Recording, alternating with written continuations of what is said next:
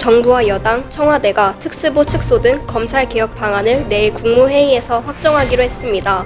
한국당은 검찰 장악과 조국 구하기를 위한 가짜 개혁이라고 맞섰습니다. 지난주 금요일부터 시작된 철도 노조 파업이 오늘 오전 9시 종료될 예정인 가운데 출근길 수도권 전철은 정상 운행되고 있습니다. 철도 노조는 임금 인상과 인력 충원 등의 요구가 받아들여지지 않으면 다음 달 무기한 총파업에 돌입한다는 방침입니다. 아프리카 돼지 열병에 걸린 야생 멧돼지가 북한 접경 지역에서 잇따라 발견돼 비상이 걸렸습니다. 정부는 감염 지역에 철책 울타리를 설치하고 멧돼지 총기 사냥을 허용하는 등 긴급 대책을 내놨습니다. 태풍 하기비스가 일본 전역을 강타하면서 지금까지 40명 넘게 숨지거나 실종됐습니다. 후쿠시마 원전에선 설비 이상을 알리는 경보가 동시다발적으로 울렸고 방사성 폐기물이 홍수에 유실됐습니다. 여러분 안녕하십니까? 11월 9일 토요일 뉴스투데이입니다. 정부와 여당, 청와대가 검찰 개혁에 속도를 내기로 뜻을 모았습니다. 당장 내일 국무회의에서 검찰 특수부를 축소하는 방안을 확정하고 관련 법안들도 최대한 빨리 통과시키기로 했습니다. 이에 자유한국당은 조국 구하기를 위한 가짜 개혁이라며 특히 공수처 설치는 막겠다고 밝혔습니다. 유빈 기자입니다. 여당 지도부와 정부 청와대 관계자들이 모두 국회에 모였습니다. 이런 계기에도 검찰개혁을 이루지 못한다면 대한민국을 위해서도 검찰 자신을 위해서도 불행입니다. 조국 법무부 장관은 2차 검찰개혁 방안을 오늘 발표하고 이는 내일 국무회의에서 확정될 예정입니다. 특수부는 명칭을 반부패 수사부로 바꾸고 사실상 제한이 없던 현행 수사 범위를 검사장 지정 공무원 직무 관련 범죄, 중요기업 범죄, 이에 준하는 중요범죄로 한정하는 방안이 유력합니다. 이번에는 무슨 일이 있더라도 끝을 봐야 합니다. 흐지부지 하려고 하거나 대충 하고 끝내려고 했다면 시작하지 않은 것보다 못하다고 생각합니다. 더불어민주당은 패스트트랙에 상정된 공수처 설치법과 검경 수사권 조정은 여당과 협의하겠다는 방침이지만 공수처에 대해선 대통령이 마음대로 하는 검찰청이라며 반대의 뜻을 분명히 했습니다. 공수처가 설치되면 지금 하고 있던 조국 전 수석에 관련된 수사도 모조리 공수처로 가지고 갈 수 있다. 여야 교섭단체 3당 원내대표들은 오늘 검찰개혁 법안 처리 문제를 논의할 예정입니다. MBC 뉴스 유빈입니다. 임금 인상과 인력 충원을 요구해온 철도 노조 파업이 오늘 오전 9시 마무리되면서 모든 열차가 정상 운행될 예정입니다. 하지만 노사가 입장 차이를 좁히지 못해서 갈등의 불씨는 여전합니다. 신민주 기자가 취재했습니다. 철도 노조 파업이 오늘 오전 9시부로 종료되면서 전체 열차 운행률이 90%대를 회복할 것으로 보입니다. 특히 수도권 전철은 첫 차부터 평소와 같이 사실상 100% 가동돼 출근길 큰 혼란은 발생하지 않았습니다. 다만 단계적으로 운행을 다시 시작하는 KTX는 81%, 새마을과 무궁화호 등 일반 열차는 74%가 운행할 것으로 예상됩니다. 한국철도공사는 조합원들의 업무 복귀 시간이 달라 KTX는 오후 6시 반, 일반 열차는 오후 10시부터 정상적인 운행이 이뤄질 것으로 내다봤습니다. 이번 파업 기간 동안 열차 운행률이 평소보다 3.40% 줄면서 시민들이 승차권을 구하지 못해 버스를 타는 등 큰 불편을 겪었습니다. 철도 노조는 수당 정상화를 비롯해 안전 인력 충원과 임금 인상 등을 요구하며 사흘 동안 경고성 파업을 벌였습니다. 또 요구가 받아들여지지 않을 경우 다음 달 중순쯤 전면 파업에 돌입할 방침입니다. 하지만 한국철도공사는 노조의 요구가 정부 정책으로 풀 수 있는 사항이라 해결이 어렵다는 입장을 유지하고 있는 만큼 양측이 합의점을 찾지 못한 상태입니다. 한편 서울 지하철 1호선부터 8호선까지 운영하는 서울교통공사 노조는 오는 16일 자정부터 사흘 동안 총파업을 예고했습니다. MBC 뉴스 신민주입니다. 아프리카 돼지 열병에 감염돼 폐사한 야생 멧돼지가 북한과의 접경 지역에서 잇따라 발견됨에 따라 정부가 긴급 대책을 내놨습니다. 특히 질병에 감염된 야생 멧돼지가 폐사한 지역을 중심으로 총기 사냥을 전격 허용하기로 했습니다. 이지호 기자입니다. 정부는 우선 폐사체가 나온 철원과 연천 일부 지역을 감염 위험 지역으로 지정했습니다. 철원에서 어제 신고된 야생 멧돼지 폐사체 2개가 모두 아프리카 돼지열병 바이러스에 감염됐던 것으로 확인되는 등 멧돼지에 의한 감염 확대를 우려한 조치입니다. 철원, 연천 등 일부 지역을 중심으로 5km 이내는 감염 지역으로 전체 테두리에 철책을 세우고 30km 이내는 위험 지역으로 포획틀과 트랩 등을 설치할 예정입니다. 정부는 특히 300km 이내를 집중 사냥 지역으로 정하고 총기를 사용한 포획을 허용하기로 했습니다. 또 민통선 지역에는 드론을 투입해 감염된 멧돼지를 찾기로 했습니다. 정부의 긴급 대책 발표에도 불구하고 야생 멧돼지에 대한 대응이 늦었다는 비판이 나오고 있습니다. 환경부는 특히 파주에서 첫 ASF 확진 판정이 나온 이후 최근까지 북에서 남으로 넘어올 멧돼지가 없고 야생 멧돼지가 전염시켰을 가능성은 희박하다는 입장을 유지해왔습니다. 그러나 10월 11월 번식기를 맞아 야생 멧돼지가 민가 쪽으로 더 빈번하게 내려오면서 돼지 열병이 걷잡을 수 없이 확산될 수 있다는 우려는 계속되고 있습니다. 동료들이 폐사체를 서로 잡아먹는다든지 또 남쪽에 있는 멧돼지와 접촉을 했을 경우에 일파만파 이제 계속 이제 아프리카 돼지 열병이 전염이 되는 거죠. 농림축산식품부는 환경부, 국방부 등과 협의해 민통선 일대 멧돼지 포획과 더불어 오는 16일까지 DMZ 통문 76곳에 대인방역 부스를 설치하는 등 총력 방역에 나서겠다고 밝혔습니다. MBC 뉴스 이지우입니다.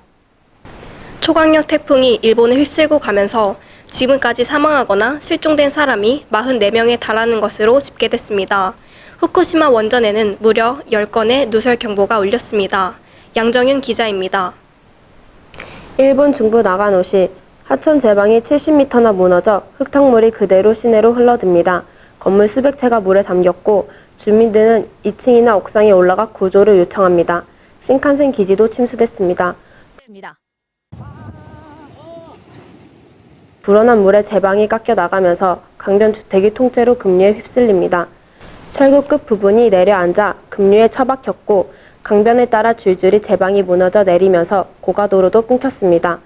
중부와 관동, 동북지방의 하천 10곳에서 제방이 무너졌고 크고 작은 하천 77곳이 범람했습니다. 인명피해도 컸습니다. 산사태로 곳곳에서 사망자가 발생했고 후쿠시마 현에서는 소방 헬기가 구조 중이었던 여성의 안정장치를 채우지 않아 40m 높이에서 떨어져 숨졌습니다. 지금까지 사망 26명, 실종 18명, 부상 175명의 인명피해가 집계됐습니다. 럭비 월드컵이 취소됐고 한일 관계 악화로 한국 해군을 초청하지 않아 논란이 됐던 일본 해상자위대의 관함식도 취소됐습니다. 태풍의 길목에 있던 후쿠시마 원전에서는 밤새 무려 10건의 경보가 울렸습니다. 폐기물 처리시설의 누설 경보를 시작으로 담수화 처리 설비, 다액종 제거 설비 건물에서 8건의 경보가 울렸고 어제 새벽에는 사용 후 세심 후착탁 보관시설에서 누설 검지기가 2차례 작동했습니다. 도쿄전력은 일부는 빗물 때문에 오작동한 거고 세심 보관시설 등 4건은 확인 중이라고 밝혔습니다. 또 방사성 폐기물들이 담긴 대형 자료들이 인근 하천에서 유실됐습니다. 후쿠시마현 다무라시는 하천 일대를 수색해 방사능이 오염된 낙엽 등이 담긴 1톤짜리 자료 10개를 회수했다고 밝혔지만 유실된 자료가 모두 몇 개인지는 밝히지 않았습니다. MBC 뉴스 양정윤입니다.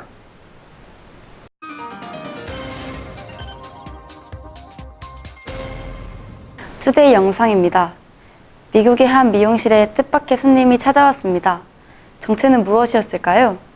미국 뉴욕주 서퍼 카운티의 한 미용실입니다. 여느 때처럼 미용사가 손님의 머리를 다듬고 있는데요. 우당탕 뭔가가 유리창을 산산조각내고 안으로 뛰어듭니다.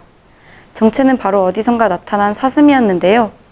엉겁결에 들어온 사슴도 사슴이지만 사람들도 황당해하는 건 말할 필요도 없겠죠?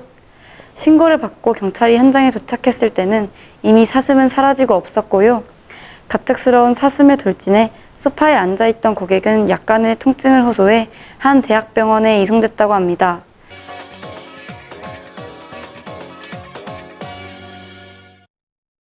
신용카드를 잃어버린 적 있으신가요? 나중에 다른 사람이 우연히 주었다면서 되돌려주는 경우도 있는데요. 분실 신고를 해제하고 그대로 썼다가 부정 사용 피해를 볼 수 있다고 합니다. 일부 해외 직접 구매 사이트에서는 비밀번호 없이 카드 번호만 입력해도 결제할 수 있는데요. 이러한 허점을 악용해 카드를 돌려준 뒤 카드 주인이 분실 신고를 해제할 때까지 기다렸다가 기억해둔 카드 번호로 해외 사이트에서 수백만 원을 결제한 사례가 있었다고 합니다. 의심이 간다면 분실했던 신용카드는 다시 찾았다 하더라도 재발급해 사용하는 게 안전합니다. 신분증을 잃어버려도 신용카드 부정 사용 피해를 볼 수 있는데요.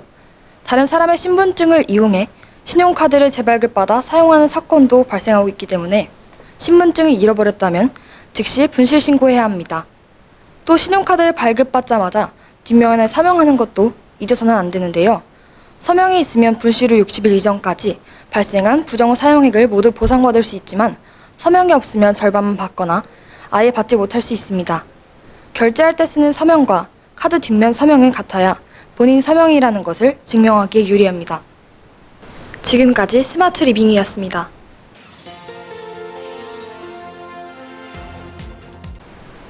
미국 남부 뉴올리언스에서 신축 공사 중이던 호텔이 무너져 내려 1명이 숨지고 18명이 다쳤습니다.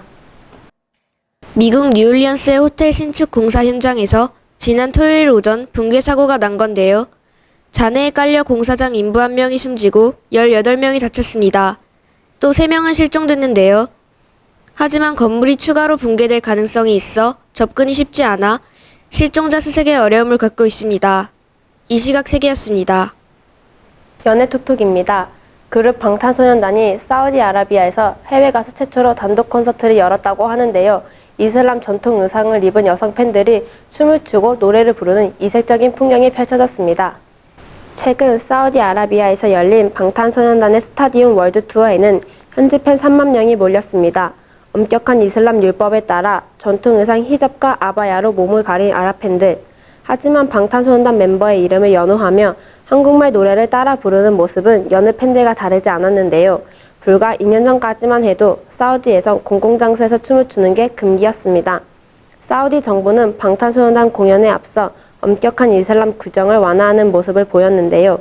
비아랍권 가수가 사우디의 대형 경기장에서 콘서트를 연 것은 방탄소년단이 처음으로 춤과 음악이 금기시된 지역에서 여성들이 소리 높여 환호하는 모습에 현지인들도 놀라웠다고 하네요.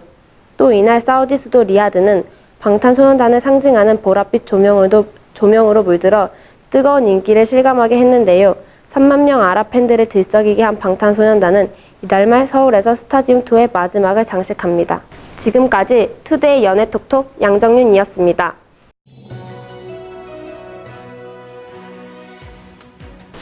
화제의 뉴스를 모아 짚어드리는 뉴스터치 시간입니다. 요즘 중고등학생 자녀를 두신 학부모님들의 공통된 고민거리 중 하나가 바로 아이들의 스마트폰 사용 문제라고 하죠. 요즘 게임만 많이 하는 게 아니라 친구들이랑 톡 주고받는데 굉장히 많은 시간을 쓴다고 하더라고요. 네, 그렇습니다. 한 조사 결과에 따르면 우리나라 중고등학생의 95% 이상이 스마트폰을 갖고 있고 하루 사용 시간도 2시간을 훌쩍 넘기는 것으로 조사됐습니다. 정보통신정책연구원 보고서에 따르면 우리나라 어린이와 청소년들 중 스마트폰 보유율이 가장 높은 연령층은 중학생으로 95.9%에 달한다고 합니다. 고등학생도 95.2%가 스마트폰을 갖고 있고요. 초등학교 고학년, 그러니까 4학년에서 6학년 사이 학생 10명 중 8명 이상도 스마트폰을 사용하고 있는 것으로 조사됐습니다.